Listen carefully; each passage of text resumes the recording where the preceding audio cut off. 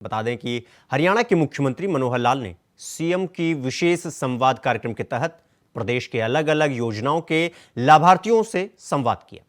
30 दिसंबर को सीएम की विशेष संवाद के 50वें संस्करण को सीएम ने संबोधित किया। इस दौरान क्या कुछ कहा सीएम मनोहर लाल ने, जानने के लिए देखिए हमारी रिपोर्ट।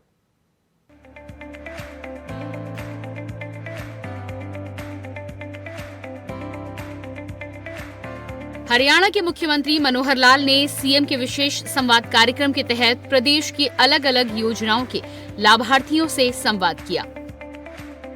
30 दिसंबर को सीएम के विशेष संवाद के 50वें संस्करण को सीएम ने संबोधित किया। इस दौरान सीएम मनोहर लाल ने कहा कि हमने जनता के हित में कई योजनाएं बनाई और उसमें आने वाली परेशानियों को लेकर जनता से सुझाव लिया और उसका समाधान किया। कई नई योजनाएं शुरू की गई हैं और कई लोगों को उसका सीधा सीधा लाभ मिला। कुछ समस्याओं के समाधान के लिए डिप्टी कमिश्नर को लगाया जाता था। 7 जनवरी से वो पहला शनिवार था 2023 का और आज अंतिम शनिवार है। आज ये 50वां संस्करण है विशेष चर्चा का। इन 50 सप्ताह में मैं हर बार किसी न किसी एक वर्ग से बात करता रहा हूं और उस वर्ग के बेनिफिशरीज का हालचाल पूछना, उस योजना का लाभ किनको कैसे मिला, कितने लोगों को मिला, कोई कठिनाई अथवा सुझाव, ये सब मुझको मिलते रहे। हेतु बिल्कुल साफ था कि हम अपने सिस्टम को जो चल रहा है, भले ही अपनी ओर से हमने वो अच्छे से अच्छे सिस्टम बनाए, लेकिन फिर भी सिस्टम में सुधार के नाते से जनता के सरोकार और जनता की आकांक्षा, जनता के सुझाव ये लेना अनिवार्य होता है। इसलिए लगातार आप लोगों से उन योजनाओं को लागू करने में आने वाली कोई कठिनाई अथवा अधिकारी स्तर पर किसी प्रकार की ढील, ये सब जानकारियां मिलती रही और मैंने कोशिश करके वो सब काम आपके बताए हुए सुझाव के आधार पर करने शुरू किए। मुझे बताते हुए बड़ी खुशी हो रही है कि उस अनुसार बहुत सी सफलता हमको मिली। कई नई योजनाएं हमने शुरू की और कई लोगों को सीधे सीधे लाभ भी मिले। इस योजना में हम सब लाभार्थियों को तो जोड़ते ही थे, साथ में संबंधित विभाग के अधिकारीगण और सभी हमारे डीसी महोदय, वो भी सब इसमें जुड़ते थे। कुछ समस्याएं ऐसी होती थी जो सीधे सीधे हम डिप्टी कमिश्नर के जिम्मे लगाते थे और बाद में उनको सॉल्व भी किया जाता था। मित्रों, ये विचार मुझे 2022 के 9 दिसंबर के कार्यक्रम, जब सोनीपत में जनसंवाद का कार्यक्रम हो रहा था, उस समय ये योजना ध्यान में आई कि आखिर हम उन लोगों से बातचीत करते हैं, लेकिन बहुत से लोग ऐसे हैं कि सार्वजनिक रूप से अपनी बात को कहने में संकोच करते रहे हैं। तो वो संकोच न करें, इसलिए क्यों नहीं उनसे टेलीफोन के माध्यम से और जोड़ा जाए, ताकि बिना संकोच के वो अपनी बात कह सके। क्योंकि अब इस समय इस बातचीत में अधिकारी भले सुन रहे होंगे, लेकिन वो सामने तो नहीं बैठे हैं, इसलिए उनके सामने कहने में जो संकोच होती थी, वो संकोच एक प्रकार से दूर हुआ।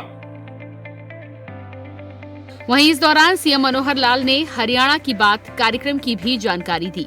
सीएम ने बताया कि कोविड के टाइम उन्होंने टेलीविजन चैनल्स के जरिए हर हफ्ते आप लोगों से मिलता रहा। कोविड खत्म होने के बाद जनसंवाद के कार्यक्रम हुए, बड़ी संख्या में लोग हमसे जुड़े। सीधी बात और विशेष चर्चा का बहुत असर हुआ। 700 के करीब लोगों से मैंने 1-to-1 बातचीत की और उनकी समस्याएं भी सुनी। 188 समस्याओं का समाधान किया गया और 142 समस्याओं का जल्द समाधान किया जाएगा। हमने इससे पहले भी एक कार्यक्रम चलाया था, हरियाणा की बात, और खास करके कोविड के दिनों में जब मिलना जुलना लोगों से थोड़ा वर्जित था, थोड़ा कठिनाई थी, तो उस समय टेलीफोन चैनल्स के माध्यम से, टेलीविजन चैनल के माध्यम से मैंने लगातार हर सप्ताह और हरियाणा की बात इस नाते से आप लोगों के साथ में आता रहा, मिलता जुलता रहा। लेकिन इस विधा को जब कोविड समाप्त हुआ, फिर उसके बाद जनसंवाद के भी कार्यक्रम हुए, जनता में जाकर के सब चीजें करते रहे। फिर भी संख्या इससे और ज्यादा लोग हमारे साथ जुड़े, व्यक्तिगत रूप से जुड़े, तो ये जनसंवाद, ये जो हमारा जो बात है, सीधी बात, और ये जो विशेष चर्चा, इसका बहुत बड़ा उपयोग हुआ। आपकी जानकारी के लिए कि इस चर्चा में जो लगातार हमने अभी तक 49 समूह कार्यक्रम किए हैं, आज 50वां ये कार्यक्रम है। तो आज को यदि मैं मिला लेता हूं तो ये संख्या 6,30,000 से ऊपर बैठती है।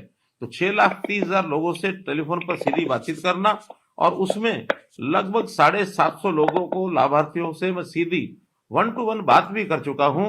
उनके कई प्रश्न और कई समस्याएं जो सामने आई हैं, सब लोगों ने कुल मिलाकर 650 समस्याएं रखी, जिसमें यानी सुझाव रखे और समस्याएं रखी। 330 तो उसमें से समस्याएं थी और उन समस्याओं के निदान के लिए हमने सभी आगे विभागों को जो बताया गया है, तो 188 समस्याएं हैं जो इस समय तक सुलझ चुकी हैं। कुल 142 अभी भी समस्याएं वो एक प्रकार से पाइपलाइन में हैं और मैं विश्वास दिलाता हूं कि ये सब समस्याएं सुलझाई जाएंगी। इन सब योजनाओं को लागू करते समय हम लोगों ने जो सुझाव आए, नई नई योजनाएं भी बनाई। कुल 36 योजनाएं इस समय तक सुझाव के आधार पर हम क्रियान्वित कर चुके हैं। इसमें से कुछ का लाभ सीधा मिलने लग गया है, कुछ थोड़ा पाइपलाइन में है और अगले चंद महीनों में उसका सीधा लाभ और ये सबको मिलेगा। तो इस प्रकार से जितने भी ये छोटे बड़े काम थे, जो आने वाली कठिनाइयां थी, इनको दूर करने के लिए योजनाओं का लाभ धरातल तक पहुंचे। इस नाते से इसका बहुत एक फलदायी परिणाम ये निकला है और इससे हमारे जो सरकारी अधिकारी हैं उनको भी बहुत सी जानकारियां ऐसी मिली हैं कि यहाँ हम बैठ करके चंडीगढ़ में भले ही कितनी अच्छी योजनाएं बनाएं, लेकिन लागू करने में आने वाली कठिनाइयां ये तो आखिर नीचे जनता जो फील्ड में बैठी है वही हमको बता सकते हैं। तो ऐसे 6,30,000 लोग ने सीधा सुना, 750 लोगों ने हमारे साथ अपनी बात शेयर की।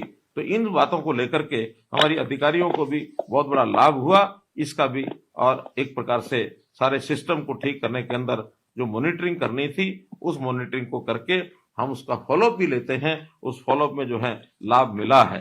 अगर मैं उन 36 योजनाओं की बात करता हूं, जो योजनाएं आप लोगों के यानी सुझाव के माध्यम से हमने लागू की हैं, बहुत सी उसमें लागू जो हो गई हैं। मुझे ध्यान है कि मई महीने में एक बच्चे ने एक छात्रवृत्ति की बात की और उसने कहा कि 9वीं से लेकर 10वीं तक मिलने वाली 7,000 रुपए की राशि, 11वीं से 12वीं तक मिलने वाली 7,750 रुपए राशि और उच्च शिक्षा के लिए 8,500 रुपए की राशि, ये 3 श्रेणियों में मिलती है। लेकिन इसके अंदर श्रम कल्याण बोर्ड द्वारा जो राशि दी जाती है वो कुछ ज्यादा है और तब ध्यान में आया कि उसका अंतर कहीं 3,000, कहीं 2,500, कहीं 2,000। तो हमने एक साथ उसी दिन और सब योजनाओं को मिला करके ये राशि बढ़ा करके सबके लिए और 2,500 रुपया कर दी। ऐसे ही पंजीकृत श्रमिक के जो शारीरिक और मानसिक रूप से अक्षम और दिव्यांग बच्चे, उनको जो राशि मिलती थी वो 2,500 रुपये मिलती थी और उसको भी बढ़ाने की जब बात आई तो केवल इस सुझाव को सुन करके हमने उसको भी 3,000 रुपये मासिक कर दी। 2 गांव, रेवाड़ी जिले का निमोट गांव, पलवल जिले का औरंगाबाद गांव, उसके आर्य समाज मंदिर, वहां से मांग आई कि पुस्तकालय शुरू किया जाए। हमने उसी समय निर्देश दिए कि यहाँ पुस्तकालयों की आवश्यकता है तो यहाँ पुस्तकालय शुरू किए जाए। इस बातचीत के आधार पर ये जो परिणाम निकल रहे हैं, एक बंधु ने, हमारे जो किसान थे, उन्होंने कहा कि सोलर पंप की शिफ्टिंग इसका भी प्रावधान नहीं है। हमने तुरंत, क्योंकि ये काम भारत सरकार का है, तो भारत सरकार को डीओ लिखा और उस डीओ में national institute of solar energy, उनको ये काम दिया जा चुका है और मुझे लगता है कि बहुत जल्दी इसकी परमिशन हमको ये मिल जाएगी।